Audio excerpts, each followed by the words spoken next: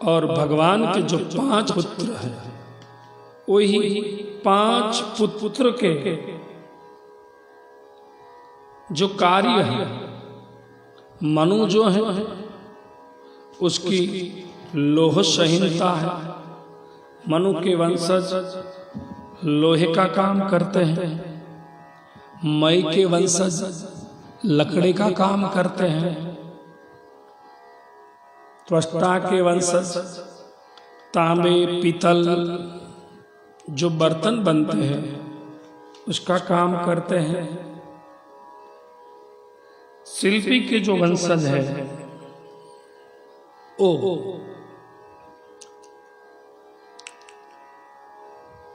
पत्थर, चूना, सीमेंट आदि से जो निर्माण होता है उस शिल्पी के वंशज करते हैं। और देवज्ञ उसके जो वंशज हैं उस सुवर्ण चांदी आदि का काम करते हैं। भगवान के 5 पुत्र मनु और मनु के वंश में 25 गोत्र प्रवर्तक हुए, मतलब मनु के 25 पुत्र हुए। मई के 25 गोत्र प्रवर्तक हुए। त्वष्टा के भी 25 हुए, शिल्पी के 25 हुए, देवज्ञ के 25 हुए। सबकी अपनी अपनी एक संहिता है। और एक के 25 कितने हो गए? 125। पूरे विश्वकर्मा वंशजों की पूरे विश्व में 125 जातियां हैं। कहीं पंचाल कहलाते हैं, कहीं लोहार कहलाते हैं। ये मनु के वंशज हैं जो लोहे का काम करते हैं, लकड़ी का काम करते हैं। कहीं सुथार कहलाता है। मगर कछेरा जो है, कड़िया है, सोमपुरा है, सलात है, स्वर्णकार है, उसकी एक पहचान कर्मों से तो हुई। विश्वकर्मा तो है ही, मगर ऐसा भी हुआ है कहीं किसी प्रांत में जाते हो तो वही प्रांत एक उसकी पहचान बन जाती है। कई प्रांतों से पहचान होती है। पूरे अपने भारत में ही देखे तो गुर्जर सुथार, मेवाड़ा सुथार, वंश सुथार, बढ़ई, खाती, जांगीर, ओझा, मालवीय, आप देखें पूरे भारत में सभी विश्वकर्मा वंशज हैं। कहीं बढ़ई कहलाते, कहीं खाती कहलाते, कहीं रामगढ़िया कहलाते हैं, कहीं वंश सुथार कहलाते, कहीं मेवाड़ा सुथार कहलाते हैं, कहीं पांचाल कहलाते हैं, कहीं मैथिल, कहीं ओझा, कहीं पहचान प्रांतों से बनी है, मगर है तो विश्वकर्मा ही। और एक बात मैं सदैव अपनी कथा में कहता हूं कि आप चाहे बढ़ई हो, खाती हो, जांगीड़ हो, मेवाड़ा हो, वंश हो, ओझा हो, जो भी हो, रामगढ़िया हो, अपनी सामाजिक कौटुंबिक व्यवस्था बनी रहे, उसी हिसाब से एक अपना एक संगठन भी हो, वो भी जरूरी है। वो अपनी निजी व्यवस्था है।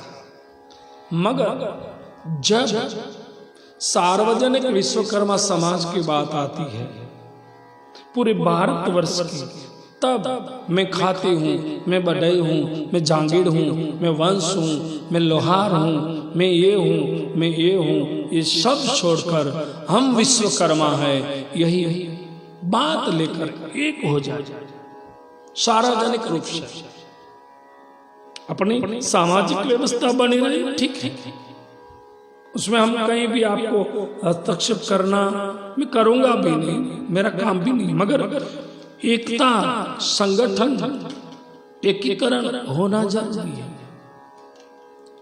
वह कई लोग प्रयास कर रहे हैं, अच्छी बात है। और मैं तो ये भी देखता हूं कि जो समाज के संगठन के लिए निकले हैं, समाज को एकत्रित करने के लिए निकले हैं, जो लोग हैं, मैं देखता हूं समाज को जो एक साथ बिठाने के लिए निकले हैं, ऐसे लोग एक साथ नहीं बैठ सकते। अब स्वयं एक साथ नहीं बैठ सकते तो समाज को एक साथ कैसे बिठाएंगे? बहुत बड़ा प्रश्न है। जातिवाद को जन्म दे दिया, ये बढ़ाई, ये जांगीड़ी, ये फला है, ये फला है। अपनी अपनी रोटी पकाने के लिए ये सब हो रहा है। मैं तो हर जगह पे 20 साल से घूम रहा हूं। पूरा विश्वकर्मा समाज एक ही है, उसका इंजन विश्वकर्मा को बनाना। मगर आज लोग इसे प्रधान बनना है, अध्यक्ष बनना है, बस अध्यक्ष पद से हटा दिया तो एक अपना निजी संगठन बना लिया। इस समाज में जितने जितने भी संगठन बन रहे हैं, कभी समाज की एकता नहीं होगी, क्योंकि वो समाज बटा जा रहा है। संगठनों को एक होना चाहिए। मैंने अपना बना लिया, दूसरों ने उसका बना लिया, अपना अपना ग्रुप बन रहा है, समाज टूट रहा है। समाज को, हर को, सबको नेता बनना है, बस। मैं कहता हूं विश्वकर्मा समाज बुद्धिशाली है, मेहनत कश है, क्या नहीं है इसके पास, सब कुछ है, धनी लोग भी हैं।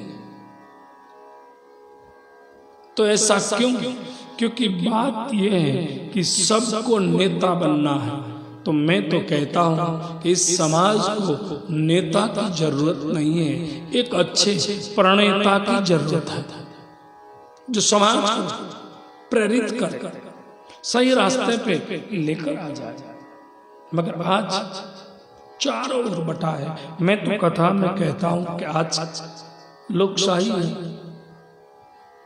हर समाज को देखो, अपनी अपनी एक पहचान है, तो हमारी क्यों ना हो? हम विश्वकर्मा, मुझे गर्व है, मैं विश्वकर्मा की संतान हूं। जब सार्वजनिक रूप की बात आती है, तब सामाजिक उत्थान की बात आती है, तब हम सब एक हो जाए।